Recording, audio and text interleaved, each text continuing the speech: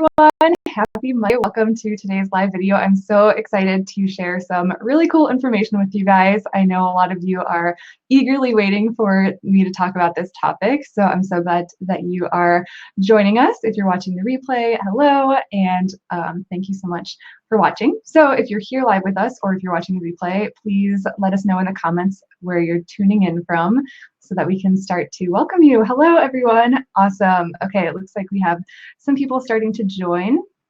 Cool. Okay, thank you all for being here. Okay, so we have lots of really exciting things to talk about today, so I'm just going to go and get right into it. So for those of you who have been in this group for a while, or if you've just joined, just a reminder, my name is Jillian, and I know it can be hard to tell sometimes because my twin sister Jordan is also here in the group. She is taking care of baby Caroline right now, but she is going to be in the comments here in case people have any questions. So welcome everyone, thank you. Okay, it looks like we have people from like all over the world, Ohio, St. Louis, India, awesome. Good morning, maybe good afternoon, wherever you're tuning in from. Perfect. Okay, so as many of you can probably relate, I've been loving hand lettering for a long time now. I do calligraphy, and lots of you guys have shared your work in our Facebook group of your awesome calligraphy and lettering skills. So yeah, we're talking about font making today. And so before we even like really dive in, I just want to clarify what I mean by font. So sometimes we use the word font sort of incorrectly to refer to styles of lettering. So you might think of like copperplate as a font, or like modern lettering as a font, but what I'm actually talking about is fonts that you type with on your computer. So like Times New Roman is probably a default one that you're familiar with. So you can actually turn your own hand lettering into a font that you can type with and even sell. And I know this because I've done it. So I want to talk quickly about how I got interested in this topic. And it actually goes back to my childhood. So when Jordan and I were young, like, hi everyone, Boston, Philippines, California. Awesome. When we were young, we would spend so much time in our craft room just like making different alphabet designs and doing hand lettering, and we had so much fun with it. And I remember our dad would always say things like, we kind of thought he was joking, but he would say like, you should sell this to Microsoft and they could make a font with it. And I was like, that would be cool, but that's like not possible, is it? And then he would even go further and say, well, but if you do that, make sure you name your font starting with the letter A so that it shows up first in the list of fonts. And I'm like, I never thought about that. That's a good idea. He would also say things like it's easier to sell 100 copies of one thing than one copy of 100 things. So he related that to fonts. And so that was when we were like 8 or 9 years old, just kind of doing this for fun. But the idea stuck with me just like in the back of my mind for many years after that.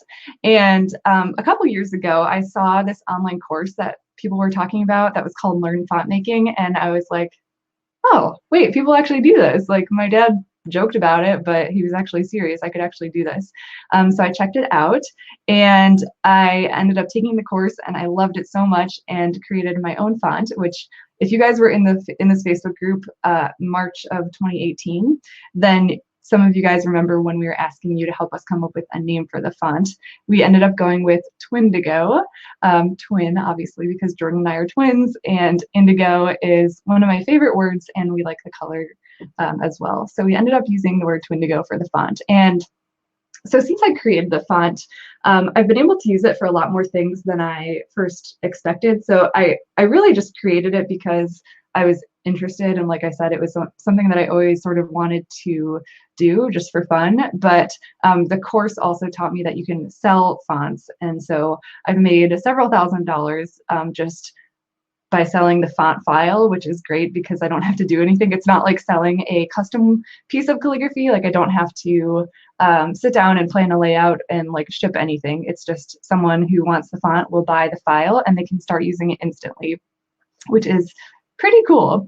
But I've also used it, besides just selling it, I've used the font for if people do come to me for wanting a custom quote, which we don't really take on a lot of those anymore, but I sometimes use the font to help plan the layout of things, or also for envelope addressing, like you could use a light pad, and I don't feel like guilty at all about printing out my font and tracing it because it is my hand lettering just in font format. I also use it, like you guys may have seen on Instagram, we've posted a couple of posts that have the font sort of featured for quotes and things. And one of my favorite things that I was able to use the font for was the cover of our book, which that came out earlier this year. So it's on the cover, and then it's also in, I don't know if you guys are gonna be able to see this, but like the headings of the book, which is just like no one else has a book with my font in it. So that's pretty cool. So yeah, so like when I first started thinking about this, I just thought it would be kind of cool, but there were so many questions I had about like, okay, like how do you bring something like your hand lettering into something that you can type with? And specifically, I was confused about like the script aspect of it, how to make the letters look like they connect seamlessly, or even just like what software do I use, or where do I sell the font?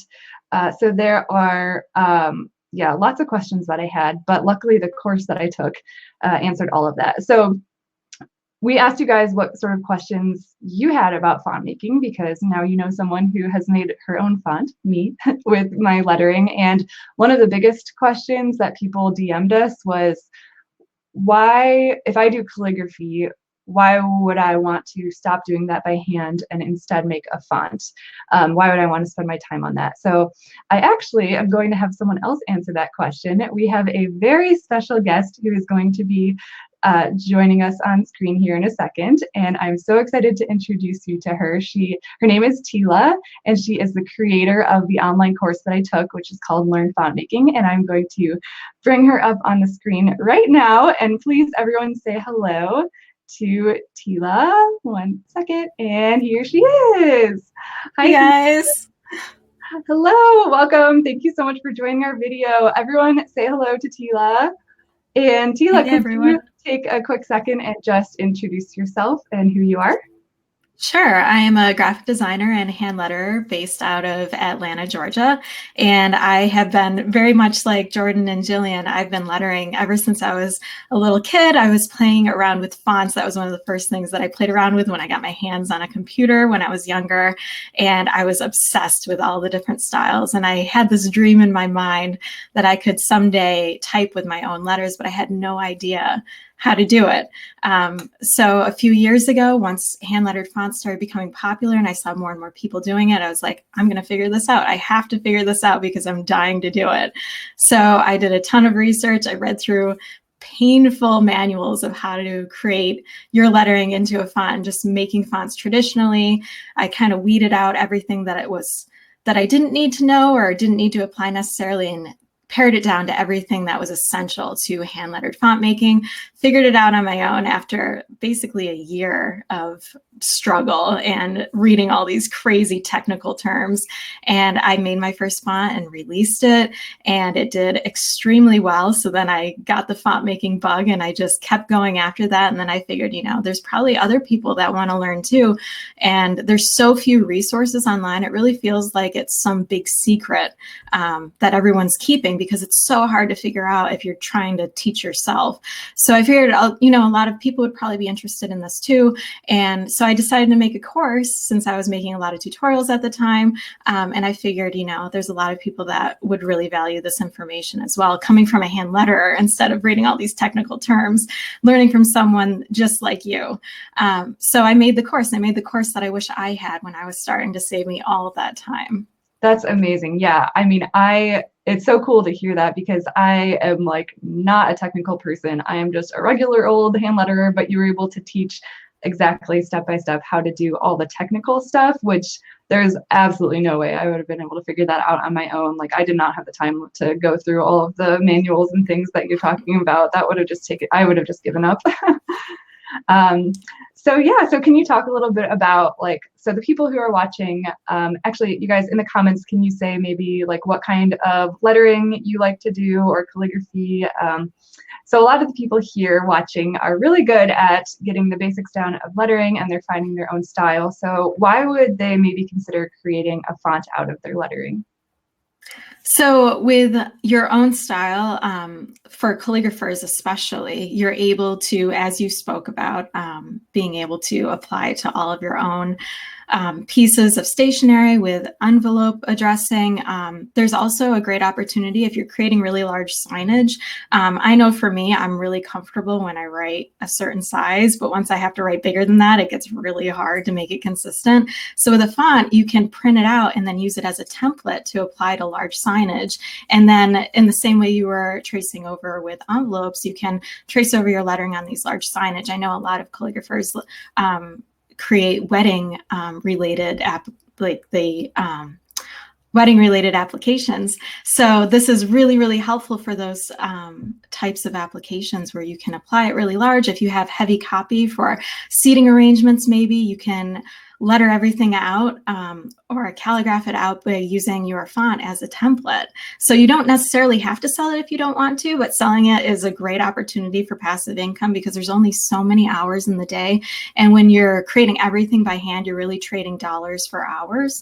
And when you have a font, you've put in the work, you've done it once, and you can sell it over and over again for years to come. I'm still selling fonts that I created 4 years ago. Every single month I'm selling them. So it's really powerful the more that you make. So it's pretty cool. And your style is going to be different from anyone else's. The way you make an A and a B and a C is going to be unlike anyone else creates those same 3 letters.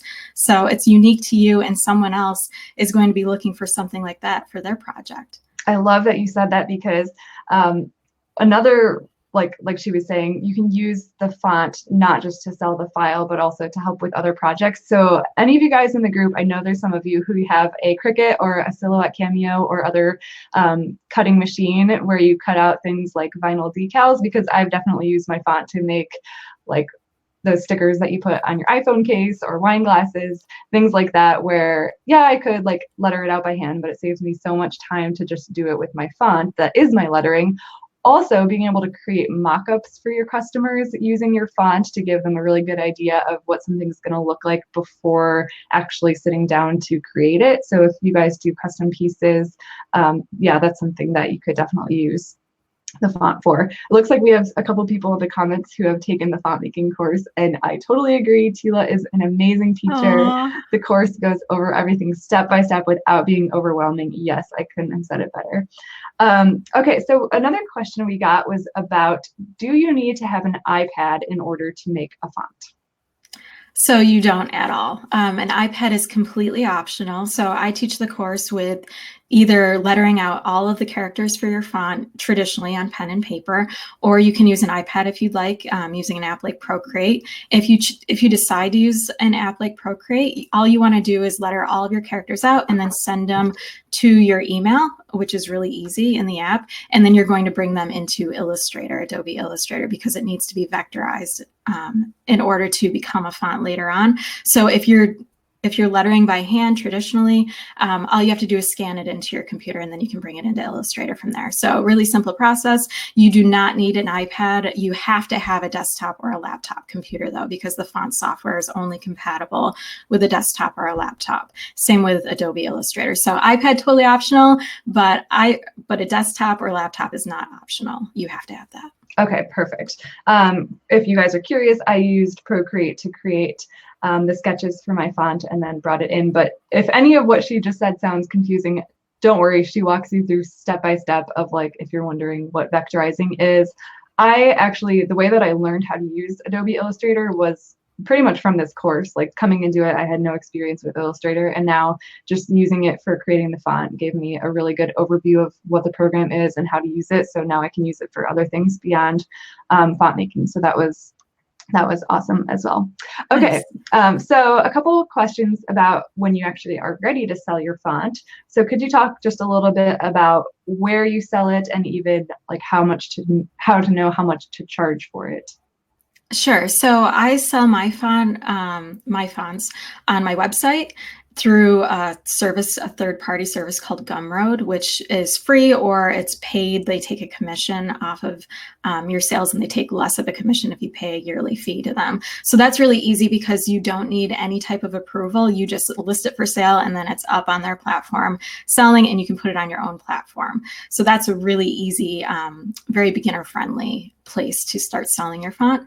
And then I also sell my fonts on Creative Market. So Creative Market is probably the most well-known marketplace for selling fonts online. If you ever visit Creative Market, you can see the homepage is just covered in hand-lettered fonts, which is really great news for us. A lot of people feel really intimidated by that, saying there's too much competition, but it's a good thing because it means that they're selling. There's a demand for them. So with a demand, there's plenty of buyers out there. You can be one of those sellers too. Nothing says that you can't be one of them.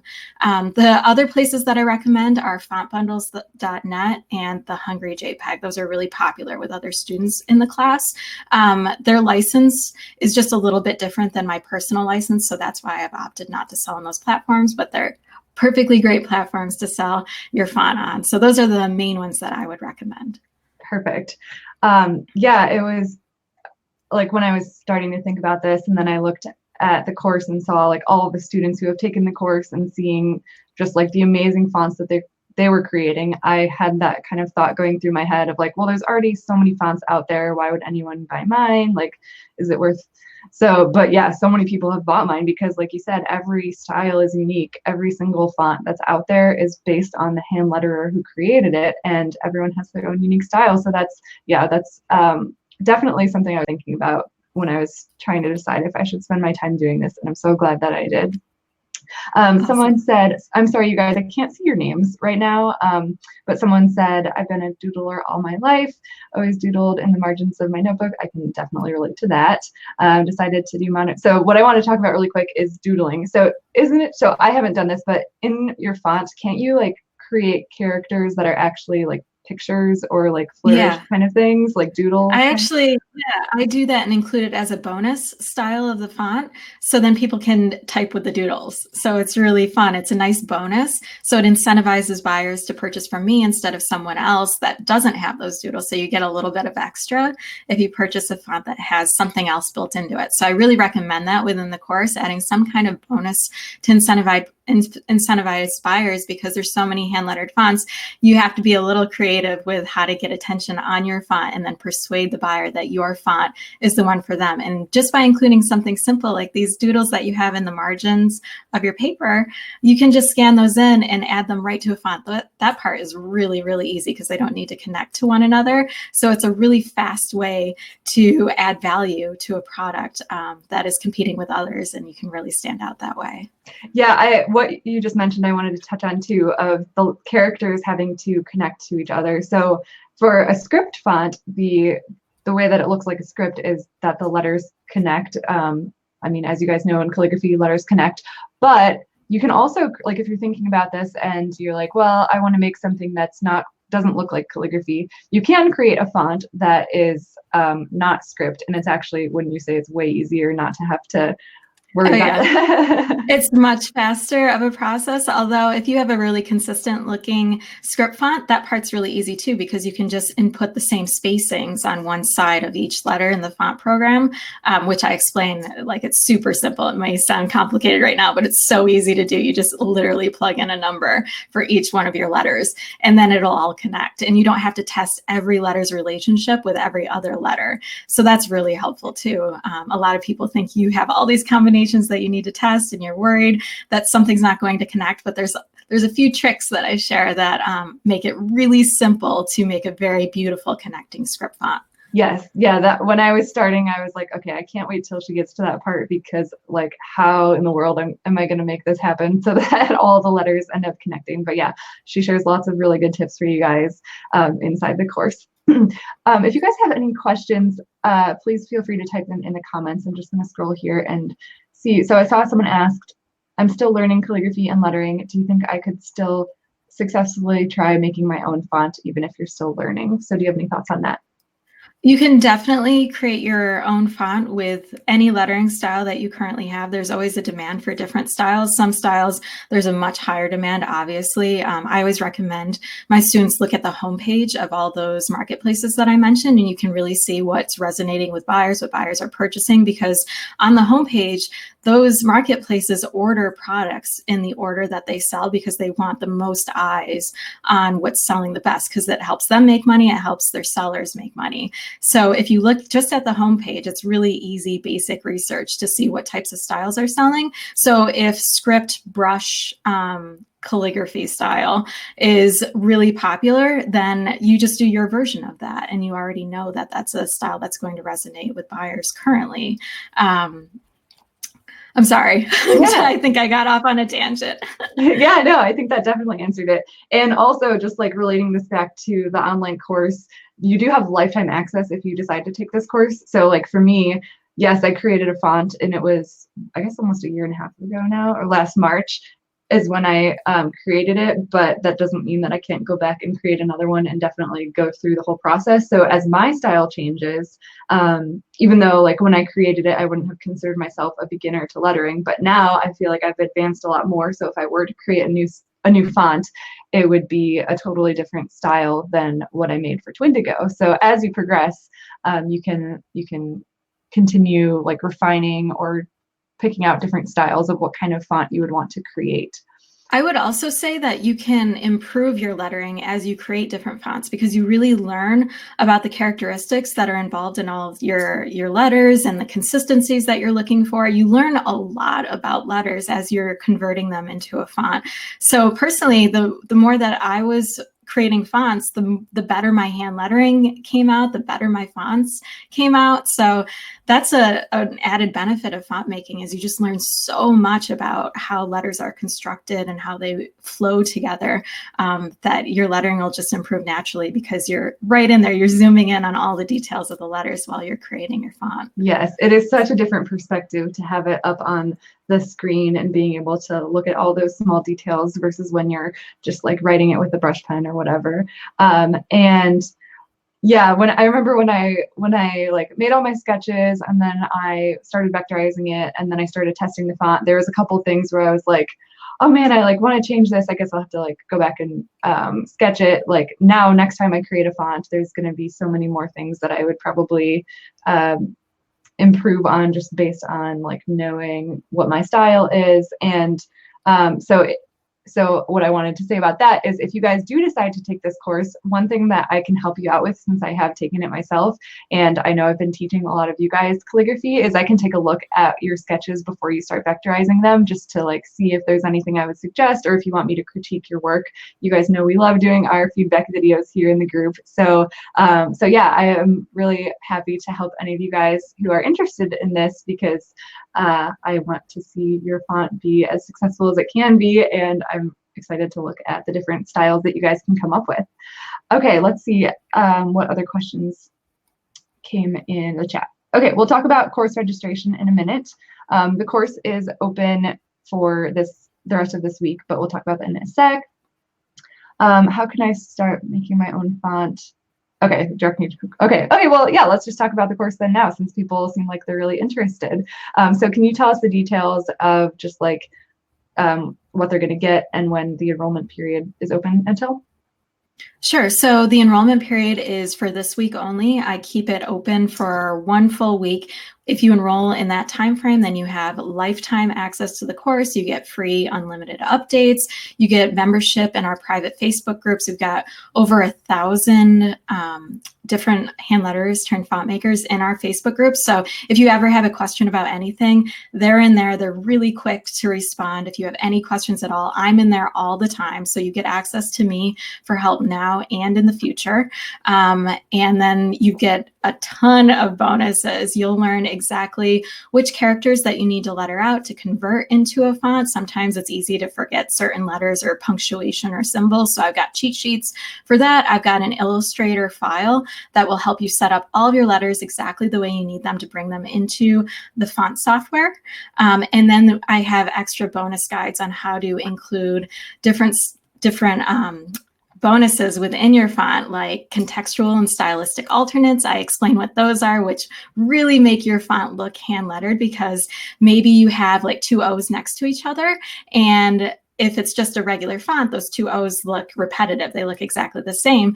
But if they're a ligature, a standard ligature, then you can switch out that relationship. So you have one O looking one way and one O looking a different way. And it happens automatically when someone types with your font. So I teach you how to do all of that. There's discretionary ligatures. There's all kinds of really fun, cool things to include. And I explain it all step by step. It'll be perfectly clear, I promise. It may sound complicated, but I think that's what hinders a lot of people from getting involved in font making, is because of all these terms can get really scary.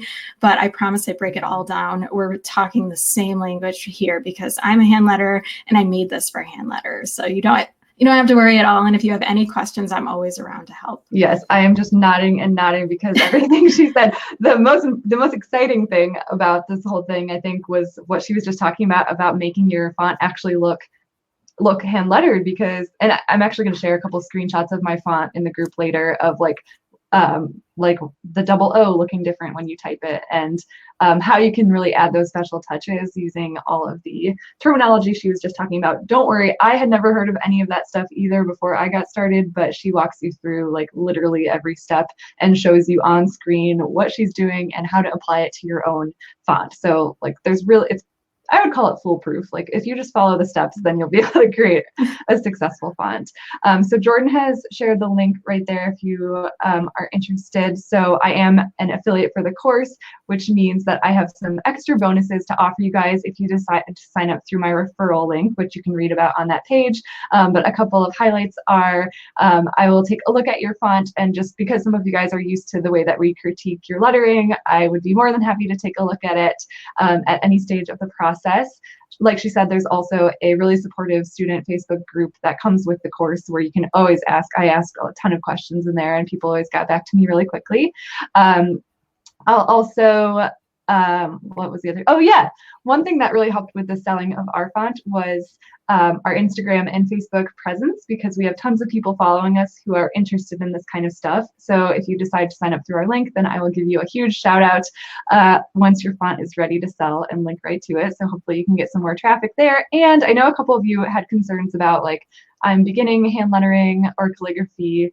Maybe you're still working on your style or your letter forms. We'll also give you a free copy of our Letter Logic online course.